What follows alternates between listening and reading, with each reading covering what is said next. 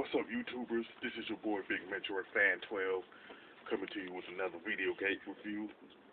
This time I'm reviewing the game Golden Axe 3, which was released on the Sega Genesis by Sega. Now, it is a part of some different compilation games that were released on different consoles and stuff. Now, I'm not really going to get into that part of it, but this is pretty much the third and final game in the Golden Axe trilogy. Now, the plot is that the Mountain Hellstriker pretty much stole the Golden Axe and pretty much put a curse on all the warriors in the land. Now, the three protagonists, Tyrus, Gideon, and Axe Battler, don't take on this new antagonist, but they're pretty much replaced by Chrono Late, which is a Black Panther humanoid hybrid. Don't want to say hybrid, but he's pretty much a Black Panther humanoid. King Grinder, who is a Axe Battler looking like. Cronus Burn, a Tyrus Flare looking like, and Proud Cragger.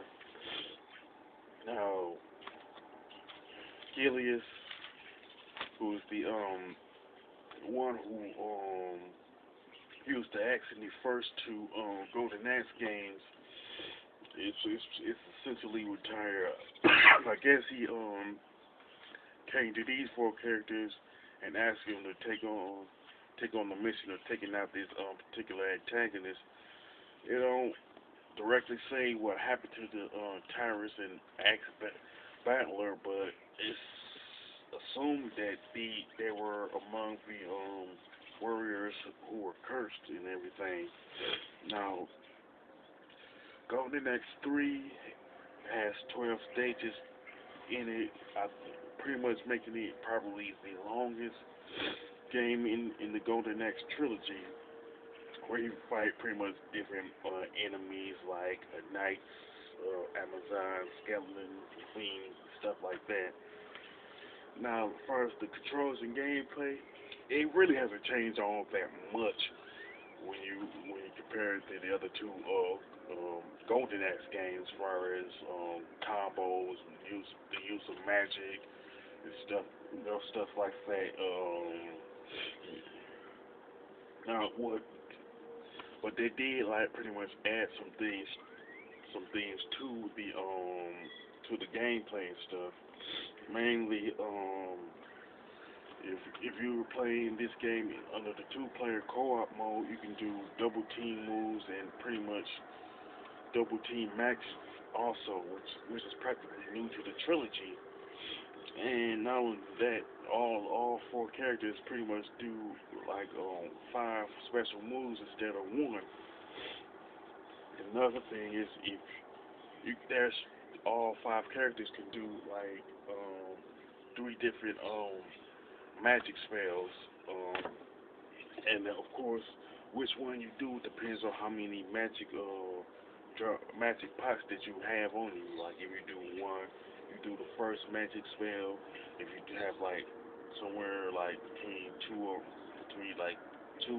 5, you do the second. If you have all 6, you do the last one. You know what I'm saying? Now, yes, this is the one aspect that's in all 3 Golden Axe games. Now, what separates Golden Axe 3 from the other two is it has multiple endings, which is pretty much new. Like I said, which is like the good ending and the bad ending.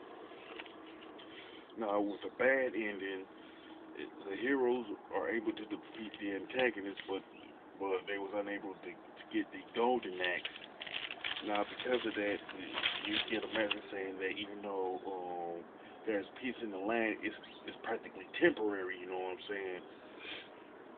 Now, the good ending is pretty much you not only beat the antagonist, but you get the Golden Axe 2. In the process, and the cutscene and the good ending is practically longer, and you get the indicating that the piece is more permanent. You know what I'm saying? And the credits will roll. You know what I'm saying? Now, the graphics and and level designs are okay, and with decent color palettes and sprites, but there was really not like no major improvements to like the graphics and level designs, and it ended up being bland. Yeah, Golden Axe 3 ended up being bland when you compare it to the first two. You know what I'm saying? Now the gameplay and the controls are pretty much, in my opinion, just really are the best aspects of Golden Axe 3, mainly because the double team moves and the double team magic and the five special moves are like pretty much added to the gameplay. You know what I'm saying? Now the soundtrack to me it's okay, but when you compare it to the first two Golden Axe games, it pretty much ended up being like bland and forgettable in my opinion. You know what I'm saying? Now when it comes to the ending, the two endings, the good and the bad ending, it was, in my opinion, was a nice touch to Golden Axe 3.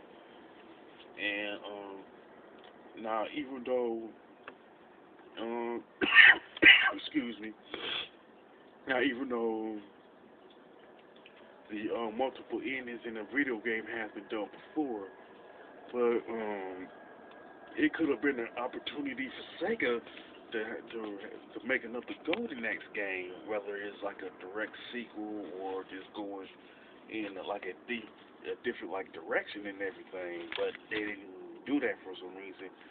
I would say mainly because Golden Axe 3 wasn't like as well received as the first two games.